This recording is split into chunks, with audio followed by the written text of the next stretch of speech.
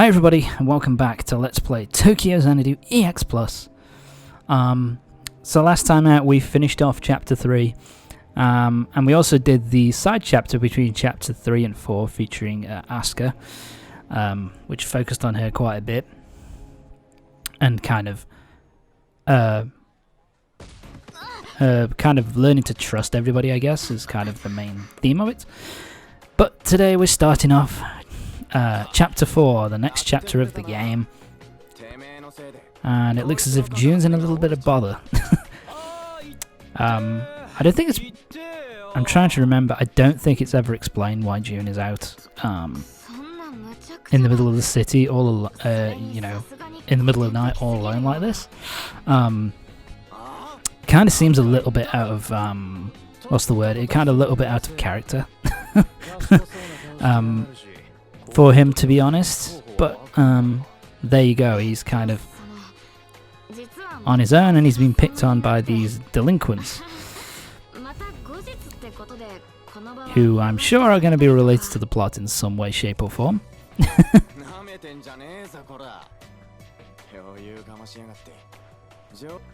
Damn it, I cut the stuff off too early, never mind. Ah shit, June's in trouble. Uh-oh. Someone come to our rescue? It's usually Ko in this situation. But, apparently not at this time. It's, you might remember we saw this guy, in Chapter 2. We kind of just... He was just kind of mentioned in passing. That, you know, he's kind of a third-year student who's got a bit of a reputation as a bit of a delinquent, but who apparently is a bit of a nice dude because he's going to save June from those two assholes. So yeah, Shio, God, the dialogue here. But anyway, the chapter here is. The start of the chapter is pretty good because it kind of gives us the two main characters straight away. Tells us that this is going to focus on Shio, who we met a couple of chapters ago. But at the same time, it also shows us our main bad guy for this particular chapter, Aki. He's got very unique hair. Man with raised hair. That's the best way you can describe that hair, man. It's like ridiculous.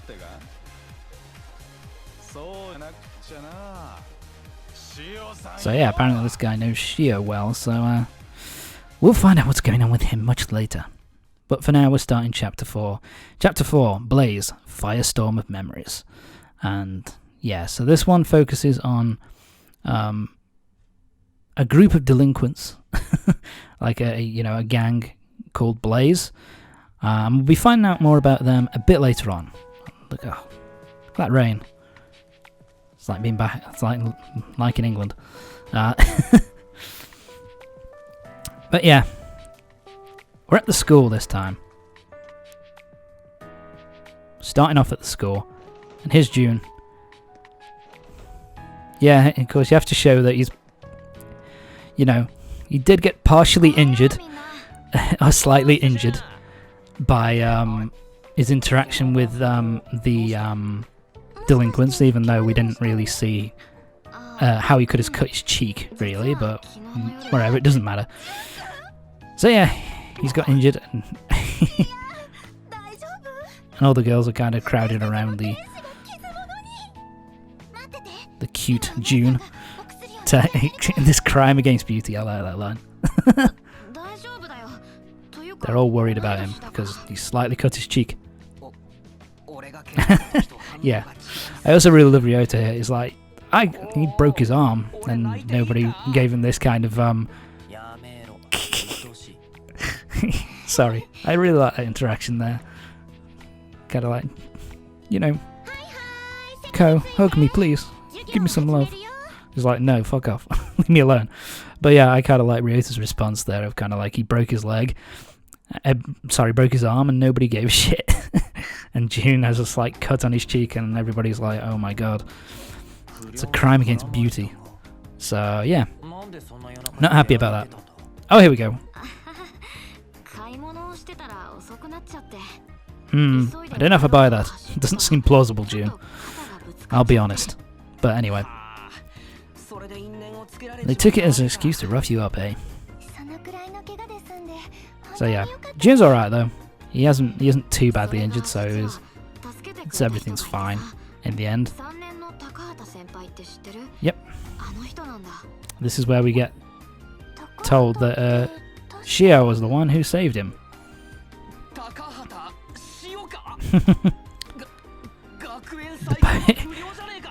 Well, to be fair, Ryota is quite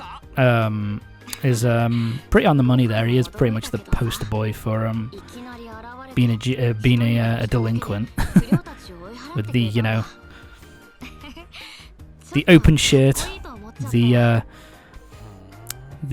blonde hair.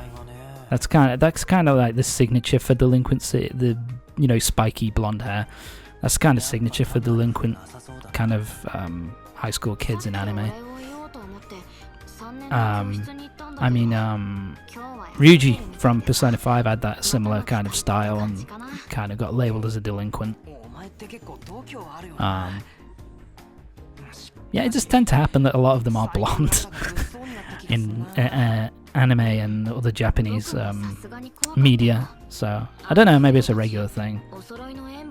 Although nobody gives a shit about June's green hair. So, I don't know. It was a flame design. Yes, it was, Ko. How did you know? My apologies. My throat is fucked.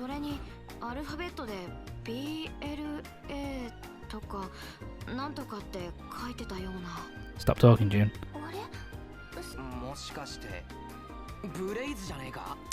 Ryota, that's quite a, holy smokes for Blaze. That's, quite good for you. Well done. By the way, this logo here is not very original. We're called Blaze. What should we have as our emblem? Fire? Yeah, sure, that works. Why not? They must have been working late. They must have been working late at this point and been like, what emblem should we give the Blaze? Just fucking flames. Fuck it. Why not? Gets the job done.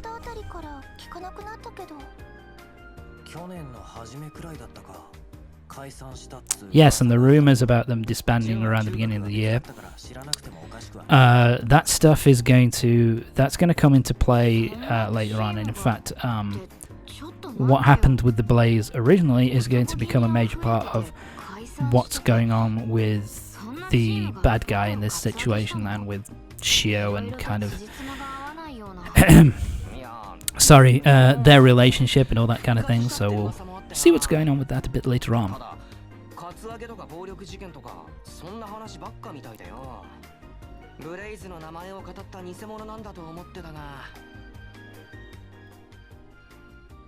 Yeah, and you might remember at the beginning of this is actually quite clever. The fact that at the very beginning of the game, when Kyo meets Hiragi meets Asuka for the first time, she's been bothered by a couple of Blaze thugs, which so setting that up in setting up the start of chapter 4, in the very, very beginning of the game. That's kind of cool when you kind of realise, shit, that did happen. That was probably the start of their kind of rise back to prominence, the whole, what they were doing with Asuka and stuff. So, there you go.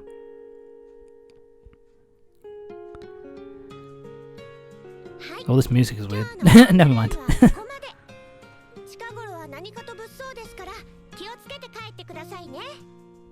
And again, a little bit of a change. Hey, don't look at me. Don't look at Ko. He's fine. He knows what he's doing. He can deal with himself. But I do like that Toa is worried about him.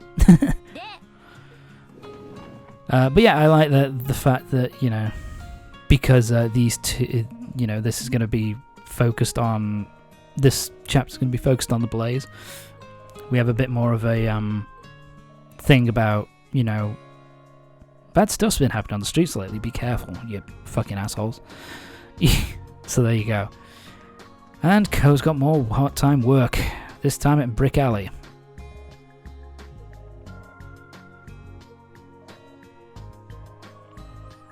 Yeah, this thing kind of bothers me as well, that Kyo is quite, you know, open and in the air, you know, just asks us straight out in the open, you know, about, oh, you're going to do some stuff with the Eclipse. Like, you might want to keep that under wraps a bit more, dude. Just to say, you know, but whatever. Anyway, it's now time for It's now time for our free time. So you know what that means. We've got a bunch of side quests, as well as a bunch of what's the word? Like social links. I can't remember what they call them in this game.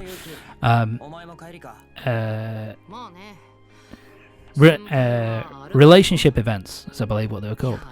But anyway, happened to be leaving, and we run into Yuki, who's still going to school apparently. It's been about 2 weeks. Wow, it's been 2 weeks already. To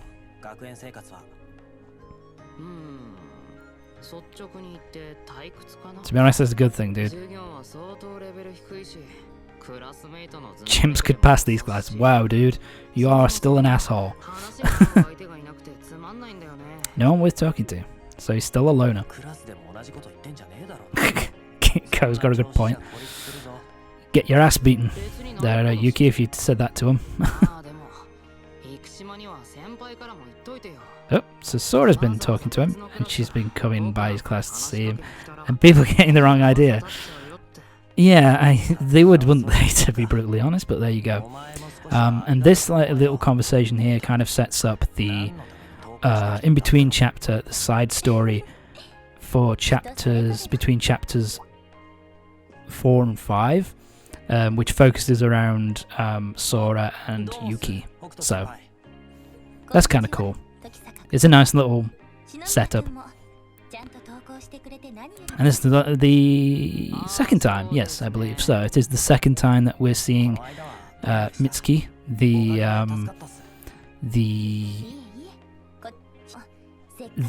oh god, there was a bit of a glitch. Fuck. I need to try and sort this PC out. Anyway, but this is the second time we're meeting the student council president. And yeah, we all can tell, you know, she's got the blue hair and the purple eyes, and there's bound to be something that she's keeping well hidden with that kind of design. By the way, this car design here is fucking ugly. I don't like that car design at all. I think they were trying to go for a Rolls Royce or like Bentley kind of looking design, but it don't look good. That grill's awful. Fuck, get it away from me. Anyway, so yeah, Mitsuki's kind of buggered off, so we can't really talk to her. Oh shit. Talk about fancy. Damn it, I wish I had a fancy car. Never mind. My apologies, I'm really sorry about that. So yeah, apparently we find out here that Mitsuki is in the same apartment complex as Yuki is. And she's in the top, the top kind of penthouse. So yeah, kind of shows how high up the social standings that she is, and how much money she's got. Well, she's in charge of this Hokuto group, who's apparently very influential. So look at all those umbrellas. Anyway, so yeah, he's saying, there's mandatory attendance, so he's missed so much that he kind of has to keep coming every day, so he doesn't really have a choice. But anyway, we've had our little story with Yuki, and so now we've got to move on. It's time for some side quests. So it's time for side quests first.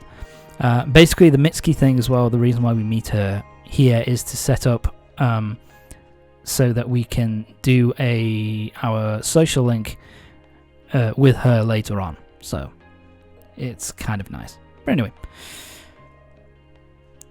So yeah, what we're doing first is that this guy is basically posting up on Nia. Nia? Is that how you say it? Yeah. Basically, they're going to explain it in a minute. Keep going. There you go. Okay, so he's lost something very important on his way home from club. He's lost his running shoes. And of course, his post on Nia is asking someone to try and find them for him. Can you tell where they've gone? So yeah, he doesn't have a lot of cash to spare, so he can't, and he's got younger siblings, so he can't exactly ask them to, you know, go out and buy a brand new pair of running shoes for him. His parents, that is. So he wants us to go and find them, and they've gone missing. Stopped to rest at Memorial Park, and then they just vanished into thin air. So yeah, they've gone missing in the eclipse, so now it's up to us to go into the eclipse and find his running shoes, because that's how it works. Anyway, the bench in Memorial Park, the garden that absorbed Aizawa. So yeah, from chapter 2, I Got No Soul. I like that as a title. So yeah, and it tells you exactly where you need to go. Moonlit Garden. Basically, you just need to go through the Moonlit Garden. Basically, for these, you can pick any party members that you want, whoever you've got at the time. You can pick whoever you want. And basically, all you need to do here is you need to go through, complete the eclipse, go through to the very end, and then get the item in question at the very end of the dungeon that you enter. So, it's pretty easy. I like how Hiragi has that kind of response where it's kind of like, really? You dragged me into the fucking eclipse for running shoes? So I kind of like that response from Hiragi there. Anyway, I thought I'd show off Sora's super special attack. And yeah, and I cut it off early there because I thought, well, why am I showing this? And we've got Takashi's shoes.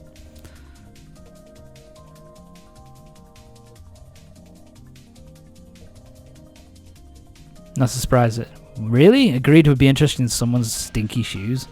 All right, don't question it. Now we're going to show off this, which I think we've shown before, but basically you hit it, and then you hit it again, and it kind of gives you random ingredients and stuff like that for you to pick up. And, you know, depending on which one you hit the red one and you get the maximum amount of stuff. So, anyway. I like this. They're not even wet. How did they say so dry? It's like, can't tell you that. Let's move on, shall we? Anyway, that's our first side quest done. I think we've got I think we've got a couple more side quests that we need to do. But that's not going to be till next part. So I Got No Soul is done. We got 400 gems and our virtue has increased. Nice. But anyway, that's it for this part of Tokyo Xanadu EX Plus. Join me next time for the next part when we're going to be doing more side quests, and we're also going to be starting off the social link stuff for deepening our relationship with some of the characters and boosting our stats. So join me next time for the next part of Tokyo Xanadu EX Plus for more side quest fun. And it is fun, I assure you. Anyway, see you next time.